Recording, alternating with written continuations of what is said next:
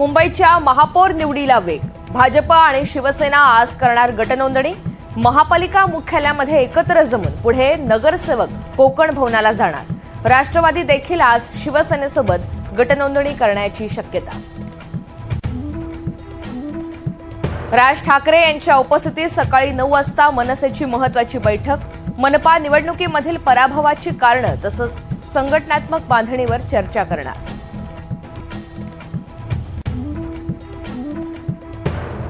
उपमुख्यमंत्री सुनेत्रा पवार आज कराडमधील प्रीती संगमावर जाणार. उपमुख्यमंत्री पदाची शपथ घेतल्यानंतर सुनेत्रा पवार यशवंतराव चव्हाण यांना अभिवादन करणार. अजित पवार यांचा अस्थिकलश महाराष्ट्रभर फिरणार. आज भुजबळ नाशिकमध्ये, संजय खोडके अमरावतीमध्ये तर मुश्रीफ कोल्हापुरात अस्थिकलश आणणार.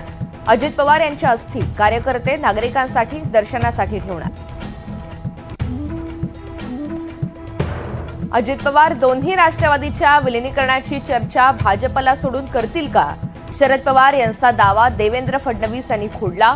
विलिनीकरणाचा निर्णय घेण्याआधी राष्ट्रवादीने आमच्याशी चर्चा करावी, देवेंद्र फडणवीसांचं वक्तव्य. विलिनीकरणाच्या चर्चेत कोण होतं ते सगळं सांगू. 13 दिवसांनंतर पत्रकार परिषद घेऊन सर्व काही बोलेन. फडणवीसांच्या वक्तव्यावर रोहित पवार यांची प्रतिक्रिया. दोन्ही राष्ट्रवादीच्या विलिनीकरणावर 10 ते 15 बैठका झाल्या होत्या. 12 फेब्रुवारीला निर्णय जाहीर करण्याचं ठरलं होतं. फडणवीसांच्या दाव्यावर शशिकांत शिंदेंचं स्पष्टीकरण. विलिनीकरण आणि राष्ट्रीय अध्यक्षाचा निर्णय सुनेत्रा पवार यांचाच. जो निर्णय सुनेत्रा पवार घेतील तो सर्वांना मान्य. इतर कोणताही पक्ष राष्ट्रवादीचा निर्णय घेणार नाही. सुनील शेळके यांची स्पष्ट भूमिका. प्रफुल्ल पटेल यांची राष्ट्रवादीच्या अध्यक्षपदी निवड. भाजपच्या पियुष गोयल यांचा दावा. तर अध्यक्षपदी नियुक्ती झाली नसल्याचं पटेलांकडून स्पष्टीकरण.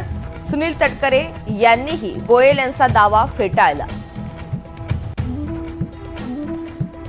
जिल्हा परिषद आणि पंचायत समिती निवडणुकीच्या प्रचारासाठी उपमुख्यमंत्री एकनाथ शिंदे आज छत्रपती संभाजीनगरच्या दौऱ्यावर. देवगाव रंगारीमध्ये शिंदेंची जाहीर सभा. पालकमंत्री म्हणून तिजोरीच्या चाव्या माझ्या ताब्यात. ठाकरेंच्या शिवसेनेचा उमेदवार निवडून दिला तर दिलेला निधी परत मागे घेणार. सिंधुदुर्गातील प्रचार सभेत नितेश राणेंचं वादग्रस्त वक्तव्य. आयसीसीनं बांगलादेशला स्पर्धेबाहेर केल्याच्या निषेधार्थ पाकिस्तानचा भारताविरुद्धच्या सामन्यावर बहिष्कार टाकण्याचा निर्णय. आयसीसीकडून कारवाईची शक्यता.